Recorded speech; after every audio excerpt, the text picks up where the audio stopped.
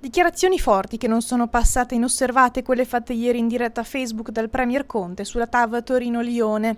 Il Presidente del Consiglio infatti ha annunciato di essere favorevole all'alta velocità perché non realizzarla costerebbe di più che farla, perché esporrebbe l'Italia ai costi derivanti dalla rottura dell'accordo con la Francia.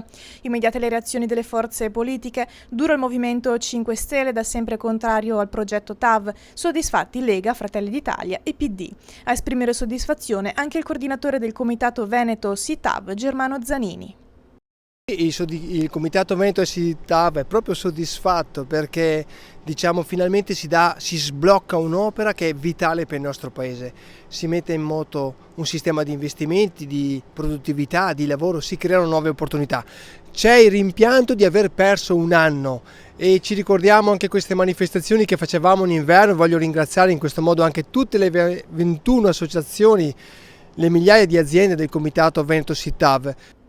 A fare eco alle parole di Zanini anche il sindaco di Verona, Federico Sbuarina. Verrebbe da dire finalmente, nel senso che noi lo diciamo da tanti mesi, da tanto tempo, che la TAV è fondamentale, è importantissima per il nostro territorio, per i nostri imprenditori, per i nostri cittadini. Forse non so se si sono persi dei mesi o meno, comunque inutile guardare indietro, l'importante è che adesso si vada avanti spediti perché è fondamentale.